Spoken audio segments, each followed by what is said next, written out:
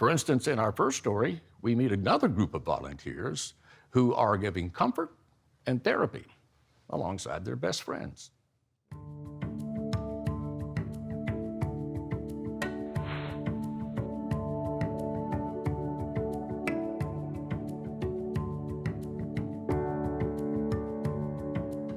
I'm a mental health therapist, and I was working with a client who had a spinal cord injury, and instead of handing the Kleenex box to her, I had to actually wipe the tears off of her face, and that kind of made me really sad.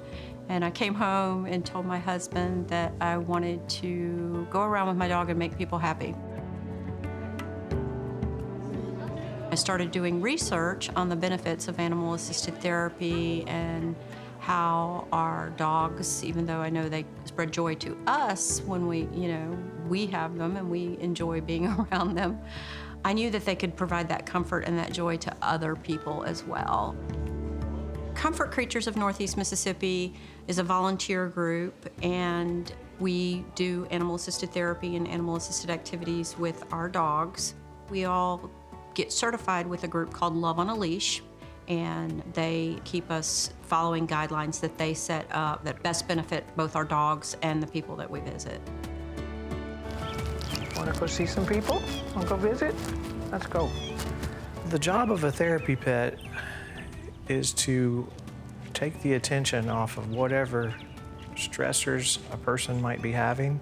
They can be having the worst day or a bad time in their life, and you walk in with a little dog, or a big dog in some cases, and you can just see the focus going from whatever issues people might be having. Sheila, how are you doing, baby? To the dog, and you see the smile come across their face.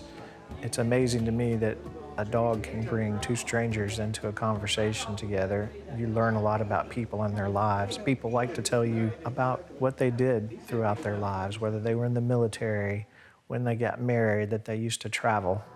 I miss them, baby. You had chihuahuas, didn't you? Yeah, I had chihuahuas. And you used to go camping?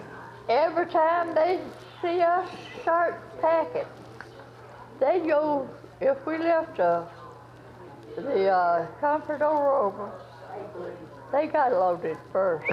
And it just really opens their hearts up to have a dog there as the catalyst for it. Sometimes if you have a patient that you're working with in rehab or some type of therapy, speech therapy, physical therapy, occupational therapy, the therapist can actually use the dog as another therapeutic tool. So if perhaps they're looking to learn how to use their right hand again, we might have the patient brush the dog or use their right hand in particular to pet the dog, and that's incorporating the dog into a treatment plan. That's called animal-assisted therapy. Animal-assisted activities is where you basically just go in and you're just providing joy. The dogs are doing tricks, or patient's just petting the dog, or just making somebody smile.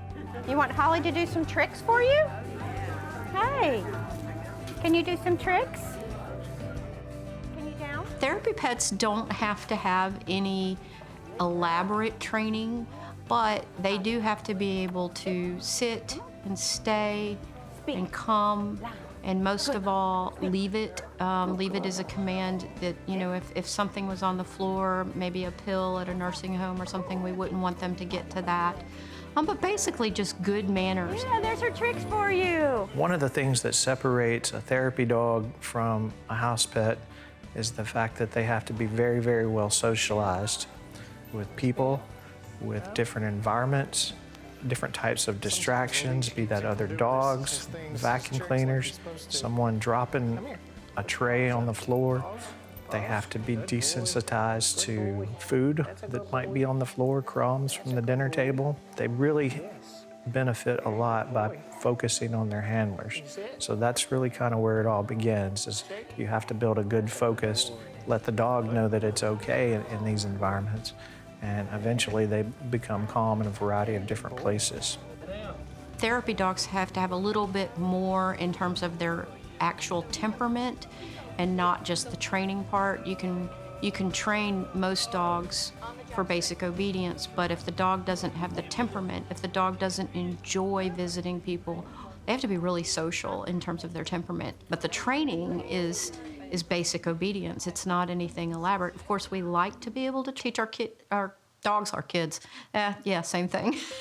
we like to be able to teach our dogs tricks because the folks that we visit really get a kick out of it, and sometimes it's the highlight of their day. So it's really cool if the dogs can do, just a few little tricks to make them laugh or smile. On the people end of the leash, you have to have basically a genuine love for people and a willingness to serve people. You don't have to be super, super social. You don't have to be a social butterfly necessarily, but you have to have a heart for ministering to people and patience and knowing what's appropriate to say and what's not appropriate to say, and just being mindful of people's circumstances. Y'all make it okay? Yeah, we're doing all right, doing all right. When we first started doing pet therapy, I was really interested in doing things with my dog. I knew that he had a good personality for doing therapy, but what caught me off guard was that as we began doing our visits, I really connected with the people that we were visiting, and I formed relationships with them and became interested in their stories. And it became less about Bueller and what Bueller was doing, and it became more about experiencing people in their lives. It is one thing that I can do with my dog that helps other people. It helps me. It helps her. And as a mental health therapist and just as a human being in the world today, you turn on the news and it's not always good. And sometimes you just get to take a break from that just by seeing somebody that, yeah, they might be hurting, they might be suffering, they might even be dying, but you've been there to comfort them and see them smile and provide a diversion from all of that for them, but you also get that diversion as well. Oh, I love you. Love you too, sweetie.